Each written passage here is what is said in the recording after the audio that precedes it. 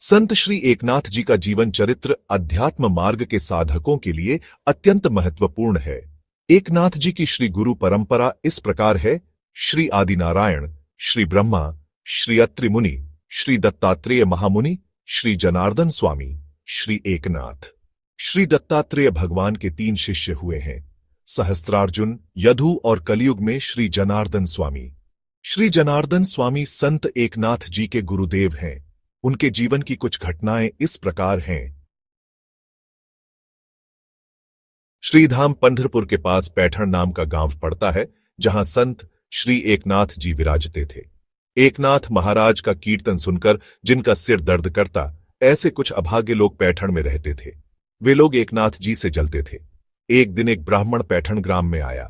पैठण भले और विद्वान लोगों का स्थान होने से वह ब्राह्मण वहां इस आशा से आया था कि लड़के के उपनयन जनेऊ संस्कार के लिए यहां से 100-200 रुपये मिल जाएंगे। उसको वहां के कुछ बदमाश लोगों ने देखा और पूछा, यहां पहली बार देखा तुम्हें? पैठण में नए हो क्या? उस ब्राह्मण ने पैठण में आने का कारण उन लोगों को बताया। दुष्ट लोग बोले, यहां एकनाथ नाम के एक बड़े भारी महात्मा है, बड़े ही शांत हैं। उन्हें कभी क्रोध तो आता ही नहीं। तुम यदि कोई ऐसा काम करो कि उन्हें चिढ़ा दो तो तुम्हें हम 200 रुपये देंगे। अब एकनाथ महाराज को क्रोध दिलाने का उपाय सोचता हुआ वह ब्राह्मण दूसरे दिन सवेरे एकनाथ महाराज के घर पहुंचा। महाराज उस समय पूजा में थे। वह ब्राह्मण बिना हाथ पैर धोए, बिना पूछे, बिना जूते उतारे सीधे एकनाथ जी के पूजा कक्ष में पहुंचा और एकनाथ जी की गोद में जाकर बैठ गया। वह समझता था कि अब एकनाथ जी को क्रोध आएगा। थोड़ा हंसकर एकनाथ जी ने उस ब्राह्मण से कहा कि आपके दर्शन से मुझे बड़ा आनंद हुआ। मिलने तो बहुत लोग आते हैं, पर आपका प्रेम कुछ विलक्षण है। बाजू में पत्नी गिरिजाबाई भगवान के लिए चंदन घिसने की सेवा कर रही थी। एकनाथ जी, ये ब्राह्मण देव हमसे इतना प्रेम करते हैं कि इनको हमसे मिलने की लालसा में जूते उतारने तक का होश नहीं रहा। हे ब्राह्मण देव, आपके जैसे प्रेमी बहुत कम मिलते हैं। इस प्रकार ब्राह्मण का पहला बार खाली चला गया।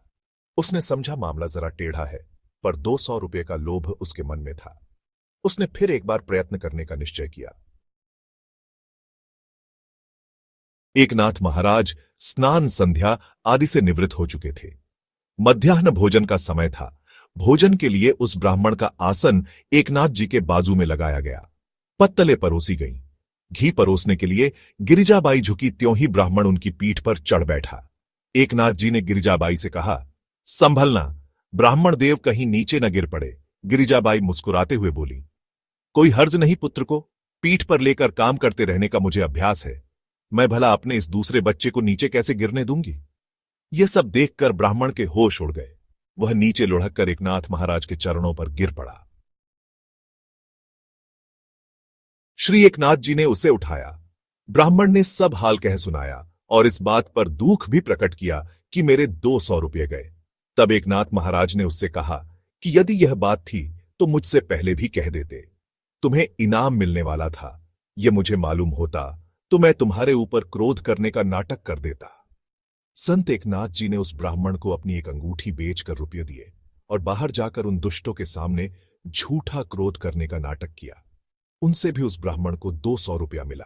पैठण में एकनाथ महाराज के घर से गोदावरी को जाने वाले रास्ते में एक यवन रहा करता था। वह उस रास्ते से आने जाने वाले श्रद्धालुओं को बहुत तंग किया करता था। एकनाथ महाराज जब स्नान करके लौटते तब वह इनके ऊपर कुल्ला करके पिचकारी मारता था। इससे एकनाथ महाराज किसी किसी दिन 4-4, 5-5 बार स्नान करते। जहां वह स्नान करके लौटने लगे कि यह उन्मत्त मनुष्य फिर उन पर थूक देता और महाराज फिर स्नान करने जाते। इस हरकत से कोई भी आदमी दुखी होता और चिढ़ना भी बिल्कुल स्वाभाविक था।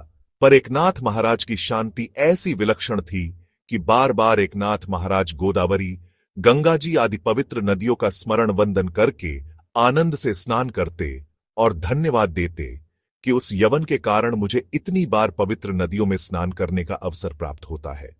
एक दिन तो यह बात हुई कि वह यवन उस मौके पर नहीं था, पर नाथ उसका नियम भंग न हो, इस विचार से कुछ काल तक उसकी राह देखते हुए वही ठहर आए।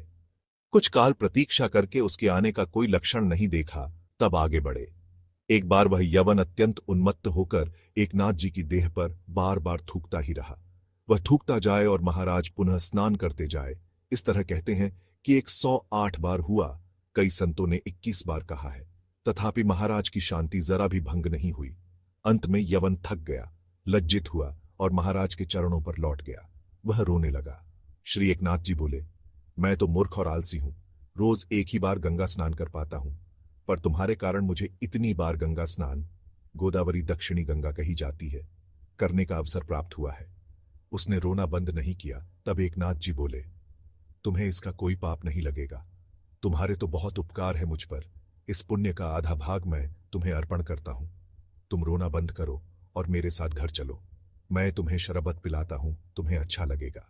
संत हृदय देखकर वह यवन पहचान गया कि एकनाथ महाराज ऊंचे औलिया परम संत हैं, और तब से वह उनके साथ बहुत विनय और नम्रता से पेश आने लगा।